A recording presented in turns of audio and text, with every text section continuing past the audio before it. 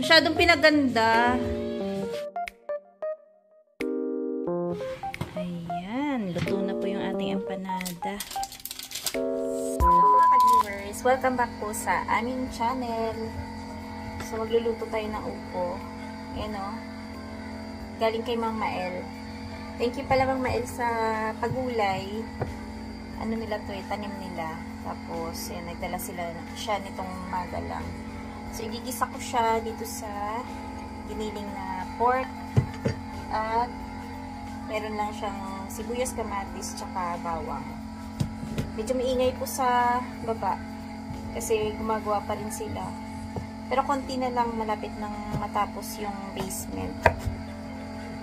At, ayan. Mamaya ipakita ko kung ano na yung natapos nila doon.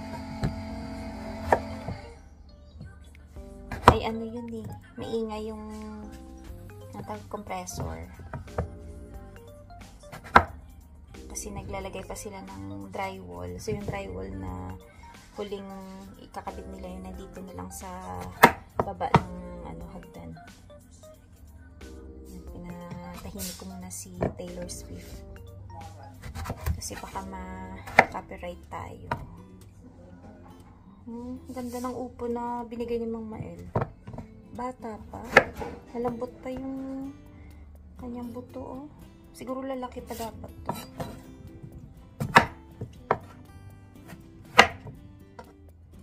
Kami babawi na lang sa sunod na taon. Magtatanim kasi ngayon hindi maganda yung naging produkto. Kakaunti lang.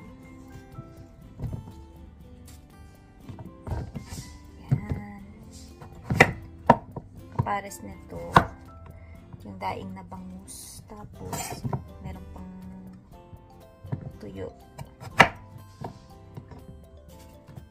matira-tira pa kaming ulam. Yun, no? Tapos na.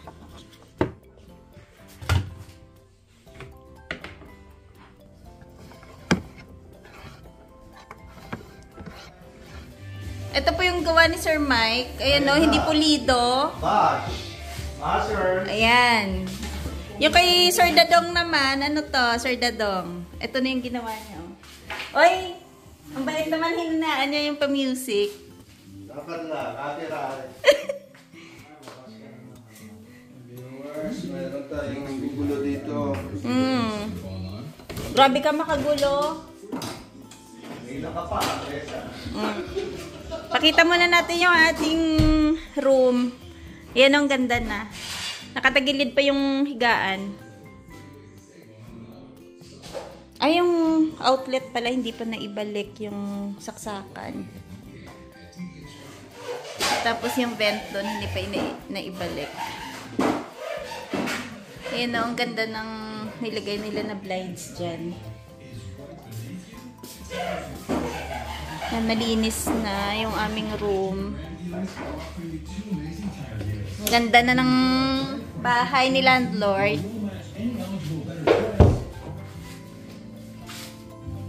Ay, yan pala yun. Kaya maingay kanina yung compressor. Dalian natin kasi may pa-music na. Mamaya tapos na yan na pa. Akala ko ba ilalagay mo dyan yung succulents? Bakit mga bote yung nandyan? Nagiinuman. Red wine. Red wine dyan, ah. Oo nga, red wine.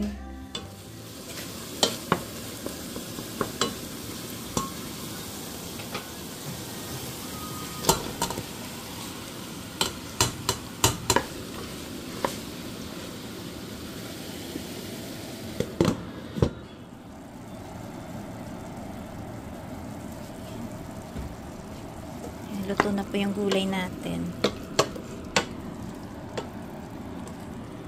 Yan, konting sauce lang.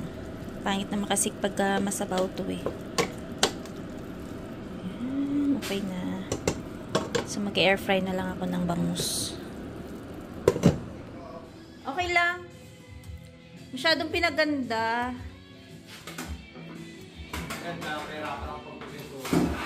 Ay! Yun na. Hindi ka nga nahihirapan, no? Buong kwarto, sala, oh. Ano? So, ito po yung daing na bangus na in-air fry ko. Ayan, o. Nilagyan ko lang siya ng parchment paper. Tapos, may tinimplahan ko lang ng konting asin, lemon. Tsaka, may cheese at meron siyang garlic. Ayan, masarap yung ganyan. Tapos, may konting mayonnaise pala. Ayan. So, ayan po yung itsura ng bangus. Yung isa, nakasalang pa. Ayan, yung kanyang cheese, ayan o. Na-toast din. Try nyo yung ganyan kasi masarap siya. Ayan yung kalahati nakasalang pa eh. Ayan, ito po yung pinagkakabisihan ko. Nagawa po ako ng empanada. Dati, pinrito ko siya, pero ngayon, ayan, i-bake natin.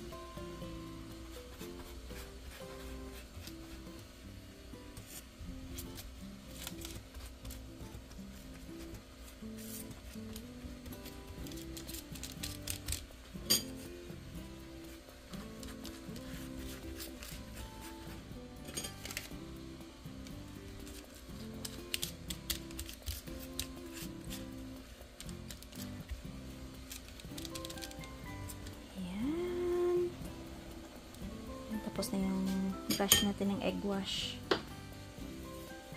Ayan. Tusukan natin. Kaso sumasama. Ayan. Sumasabit.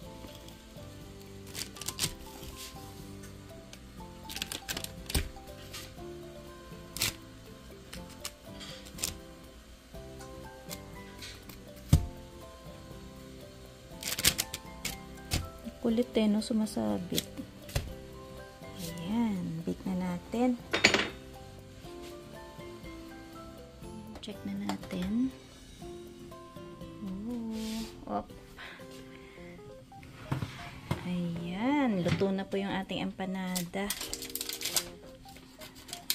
So. Ayan, oh. Wow. Ang ganda ng itsura, diba? Ganda ng pagka-bake. Meron pa akong pangalawang batch. Ayan. So, ganyan yung ating freshly baked na empanada. Ayan. Sabi ko kasi, kailangan ma-perfect ko na yung dough kasi ayan, pwede na naman natin siyang i-alok sa mga may gusto. Ayan. Diba? Ang bango. Oh. Sabi ko na ikaw eh. Sabi ko nga, salubungin kita kasi papatikim ko sa iyo yung bagong bake na empanada. Ay, sige. Okay. Oo, mainit-init pa yan. Ito na yung aking taga-tikim. Tikman natin mga ka-viewers. Pwede na pang racket pa? Order na. Sabi ko nga, i-perfect ko na yung dough kasi sabi ko pwede nang pang racket. Na? Order na. Masarap. Ayan no. Ito yung laman.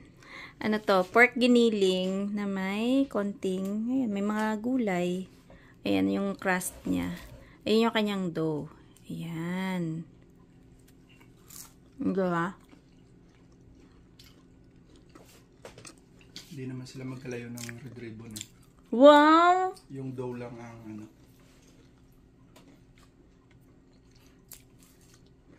Flattered. Flattered. Red ribbon. Kaya ako. Kaya na. Ano pa? Lalagyan mo ba ito ng sapin pa? Ito? Tatakpan mo? Lahat yan. Ah, tatakpan din yan.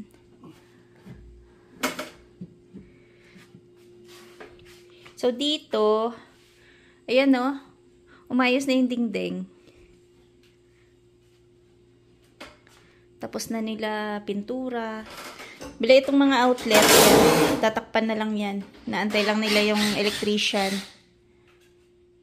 Tapos, liligpitin na tong mga kalat. So yan, maliwalas na oh. At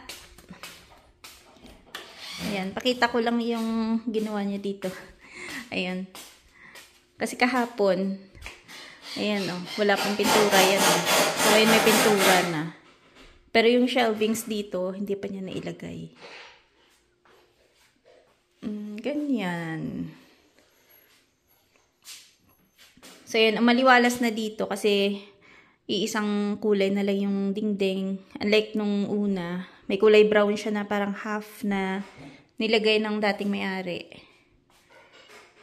So, malinis na siya tingnan.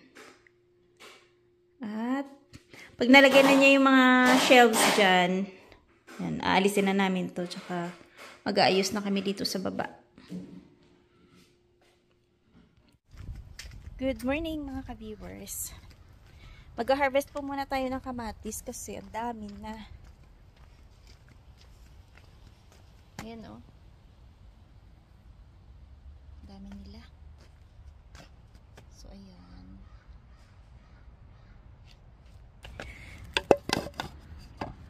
Dito muna tayo magsisimula.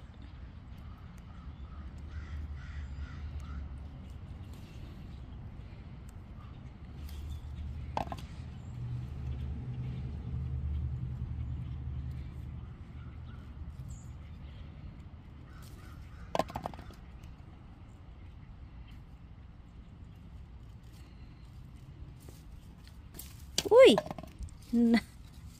Ay, hindi. Crack na pala. Ang squirrel dun, no? Tumatakbo. Buti naman, hindi naman niya pinupuntahan dito yung mga halaman namin. Diyan lagi siya sa... Ay, diyan lang lagi siya sa bakod.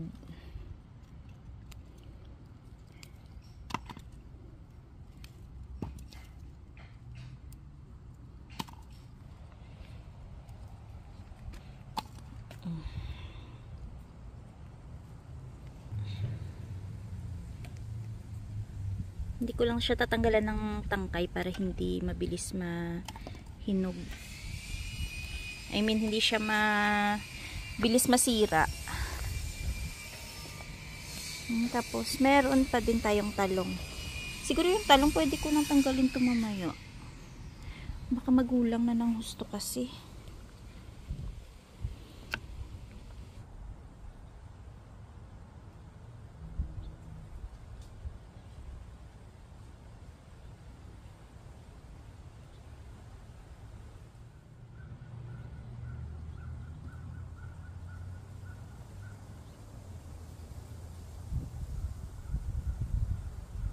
Ito po pala yung iba naming mga eggplants. Nilipat nila dito.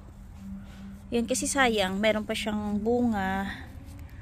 Tapos, ayan o, sinama nila yung lupa. Kasi, para hindi mamatay agad, sayang eh. And then, dito po nila yan kinuha. Kasi itong plant box na to, pinutol. Gawa ng, meron silang, ayan o, meron silang tubo, ang tawag dito. Ayan, nagpagawa sila. May pinalagay dito na linya ng kuryente. Tapos, yan tinawid dun sa garahe namin kasi walang kuryente dun sa garahe. Pero bago niyan, ni-request muna ng may-ari ng bahay na ipa-survey sa taga city para matukoy niya kung saan yung linya ng natural gas kasi hindi pwede dito maghukay na yung malalim pa na hukay kasi baka mamaya matamaan yung pipeline, ganyan. So ayan, tinuro niya itong kahabaan nun hanggang doon sa dulo, yan yung pipeline ng natural gas. Kaya ang ginawa nung electrician, ayan, nilihis niya doon hanggang doon para may maitawid na linya. So nakabaon po yung parang tubo andyan. So magkakaroon na kami ng ilaw doon sa garahe. Kasi kung mapapansin nyo, pag nagluto ako doon, medyo madilim gawa ng wala kaming ilaw doon. So, ang ginagamit ko, flashlight lang. Tapos, dahil naibaon na tong linya ng kuryente, naka-schedule pa yan para i-check nung taga SAS Power. Tapos, siya mismo yung magkakabit siguro ng power. Para magkaroon na kami ng ilaw dun. Kahit na winter, tapos, diba, pwedeng magluto dun sa garahe. Pero, iisa lang yung metro niya. Yung metro niya, yung mismong metro nung nasa bahay. Ang dami pa rin, oh. Kaya nung mga nakaraang linggo, sabi ni Tadong, wag mo nang diligan yan kasi magtataglamig na. Sabi ko, wag. Diniligan ko pa rin kasi sabi ko, sayang, 'di ba? At marami pa siyang sumusunod na bunga. Ayan, oh, dami pang mga hilaw. So sabi ko, tiyagain muna natin hanggat hindi pa nagkakaroon ng snow. Kasi sayang naman. And shoutout muna ako kay Mary Angeli Camerino. Sabi niya, pa-shoutout po sa parents ko. Lagi po silang nanonood sa vlog nyo dito sa Winnipeg. Hello po kay Nanay Flor at Tatay Nomer Mercado from Winnipeg. Hello po sa inyo dyan. Tsaka maraming salamat po sa panonood sa mga videos namin. So, happy weekend po sa lahat. Tsaka, ayan, pasok ko na tong aking mga hinarvest. Thanks for watching. Bye-bye. Ingat-ingat.